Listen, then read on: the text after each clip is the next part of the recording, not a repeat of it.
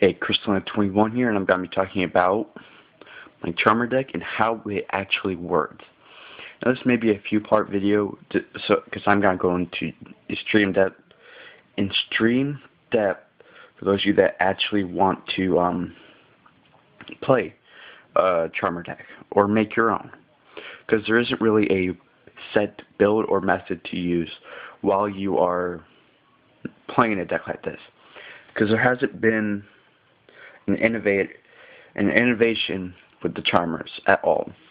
They're just the fans of the deck, and some of those fans just like to use them, but they don't really focus on what the Charmers can do.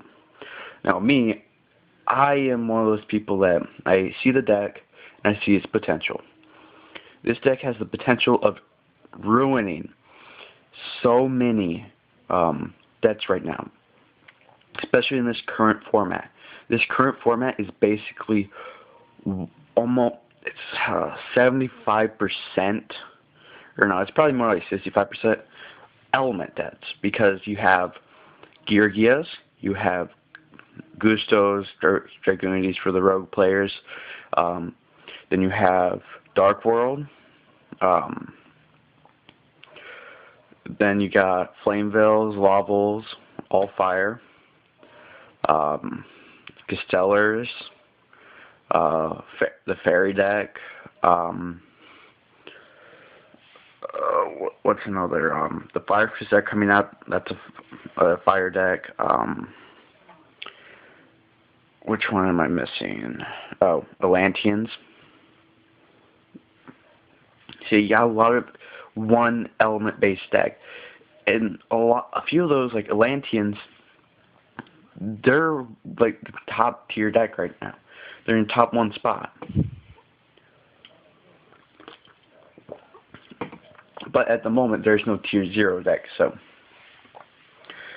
that may change. But I really don't think there will be another tier 0 deck, because Konami is becoming very smart about how they want stuff to do. Instead of focusing on one deck and making a whole bunch of money off of that one deck, they figured we can actually make more money by making a bunch of smaller decks that are equal and just sell those. And that's what Konami is starting to do. So we'll see a lot more tier 1 decks and not any tier 0. But let's get focused back on Charmers. Now, there's a few ways you can play Charmers. You can play them aggressively, which playing aggressively would mean basically setting the Charmer that you want to use, and setting a Spellbook of Fate with 2 Spellbooks in your graveyard. Then your opponent goes off. You activate Spellbook of Fate. Banish 2 to flip summon your Charmer. Take control of the big boss monsters that they just summoned, so they can't use their effect, because this is happening, and I think it would be considered a chain, so I'm not 100% sure, but it's just there's a very few ways that they can actually stop what's going to happen. And especially since it's on their turn, they can't use Effect Village, so you don't really have to worry about that. I mean, the only thing they could probably do is activate Fiendish Chain, which why would they want to Fiendish Chain a Charmer instead of just trying to get rid of it? But that's an offensive way to do it, which then when it comes your turn, unless it's a light monster, you go into your Familiar Possess, get rid of their big monster, and if you have a Monster Reborn, activate Monster Reborn. In this age of its seeding, Charmers have become more and more broken because of stuff like how could I say, well, it's really just you use the seed material, then you give it back to them, or you use one of the materials, then just tribute for your Familiar Possessed. Those are all offensive ways to use this deck, which you may find ways to do it, but there's also a card that I don't have yet because I haven't got it in the mail yet. It's Alchemist Magician. Um, well, I think it's Alchemy Magician, but either way, that is like a very good card in this deck. Even though it requires 3 level 4 spellcaster monsters, you don't have a shortage of that. Let's see here. Level 4. Level 4. Level 4. Level 4. Level 4. Level 4. Level 4. And all of those are spellcasters. So you have 1, 2, 3, 4, 5, 6, 7. 7 spellcasters, yes. Getting 3 of them out and protecting them is quite a feat. But thanks to Summoner Monk, there are ways to do it. And what I want to get is 2 Summoner Monk, so I can go Summoner Monk, Familiar Possessed, and go Alchemist Magician. Because doing that will get me 2 spells in the graveyard. So Alchemist will automatically gain 400. And then anything else that I have used. So, yeah. And currently in this deck I have, let's see here, 1, 2, 3, 4, 5, 6, 7, 8, 9, 10, 11, 12 spells. So that's a max of 2,400 attack that if all of them are in the graveyard. But I'm also going to be getting 2 Spellbooks of Secret and 3 Spellbook of Wisdom. So that's 5 more cards. That's another 1,000 attack. So max of 34.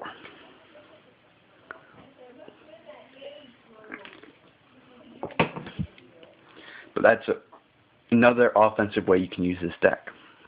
Or a really good way, use the Charmer, take control of it, and take control of one of their level 4s. And if it's a spellcaster, great. If it's not, you could probably still normal summon and seed with it, then do something else. Like, let's see here. Like maybe target, or see for Maestro, so you can, let's see here. Effect, detach 1 XYZ material from this card to target 1 face-up and tap position. Oh, wait, that's your opponent, so Maestro can't, but I know Photon Butterfly is a very good card in this deck because once per turn you can detach 1 XYZ material from this card to target 1 defense position monster on the field. Change it to face-up attack position. If you do, it loses its under attack. So basically what you would do is have this out, use it on one of those. Their attack would become 0, but their attack is already so low it doesn't really matter. And basically go, bam, I'll take your monster. And you can use that twice, 4 times. But there are still stuff that you need to be aware of. One, that Effect Veiler is a card, Fiendish Chain is a card, Bottomless Trap Hole, Transfer Tribute, Solemn Warning, Solemn Judgment, all those are cards. Now, they can Bottomless Trap Hole and Solemn Warning. I'm pretty sure they can Solemn Warning the effect of special summoning Familiar Possessed. Most of the time they just Bottomless it, if they have Bottomless. So basically you have to figure out ways to do it. And Spellbook of Wisdom is a very good card for that because it's a land that you just automatically can use. Now, Spellbook of Fate, you have to there's this little beginning part of Spellbook of Fate.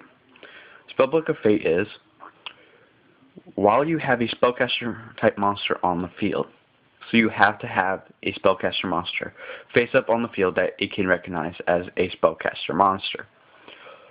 So, that can be a small problem if you're going completely defensive and you have no spellcaster monsters. But it's not that hard to get around. I mean, if you're basing it off of your Escher deck, that will, unless you go for Alchemist Magician. But you still have all of these that you can use. Which, I mean, if you want, you could probably put in your favorite Familiar Possess, put in a few more copies of it, which I may put in some more copies of Hita, because Hita is my favorite of the Familiar Possessed and the Charmer.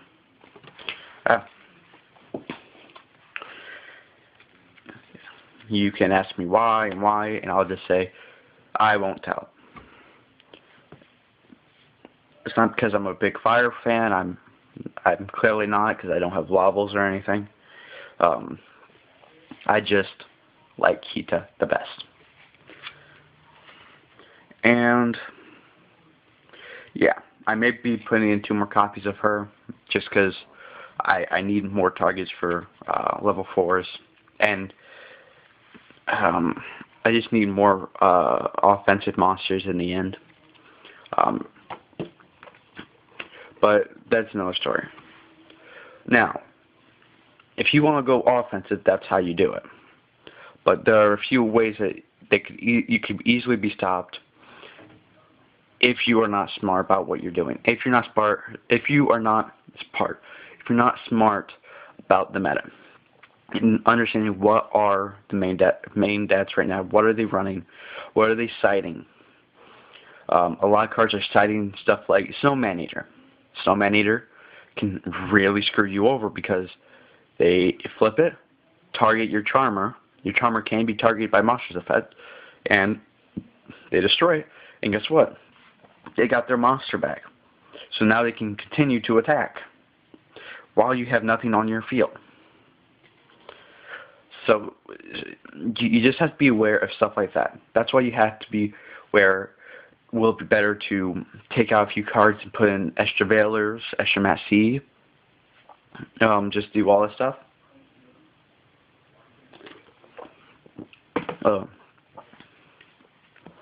Or would it be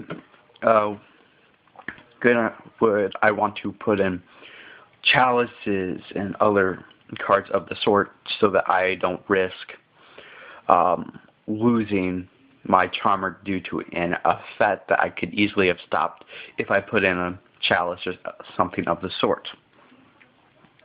Chances, you just have to mess around with the deck. You just have to come up with your own build.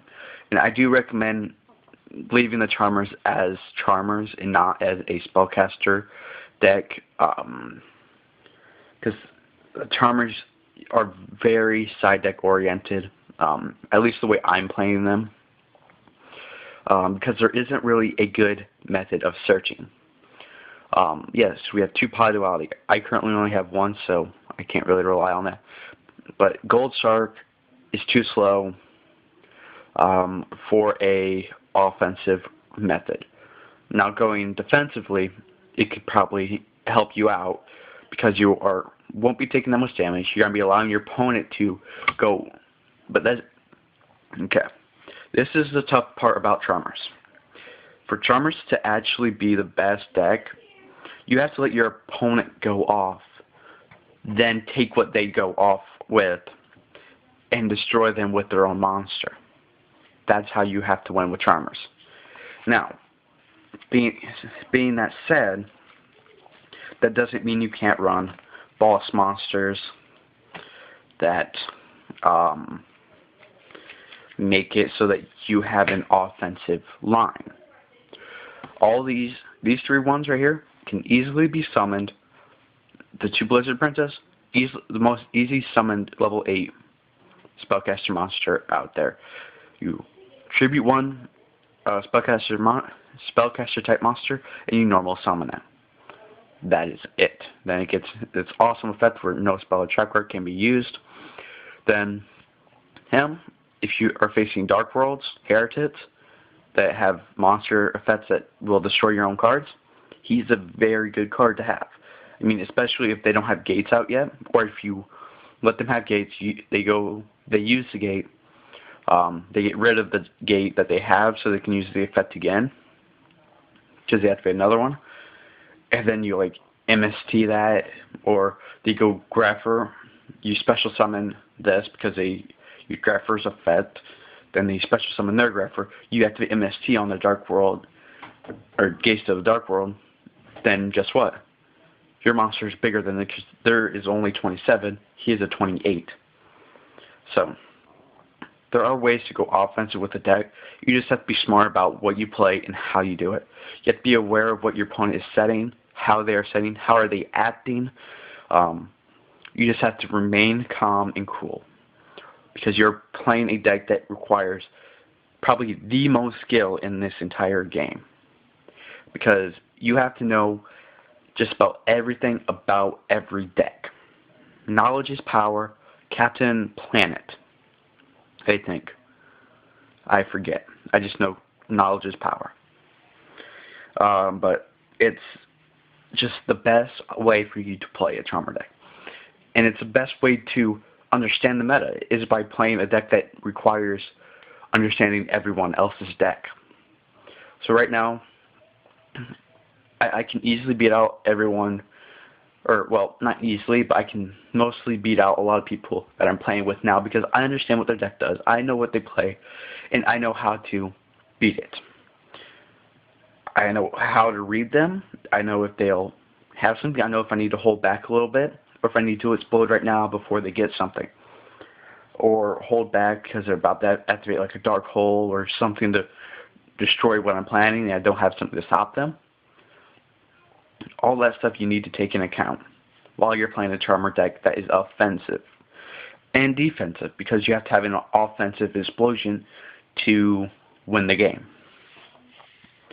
Or turn the tables, however you want to word it. But that is my Charmer talk for now.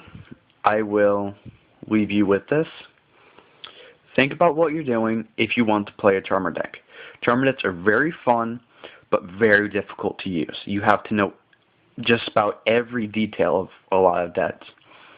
And it is very, very difficult to learn everything about every single deck. So you have to be able to improvise a lot. And this is Crystalline21. Peace.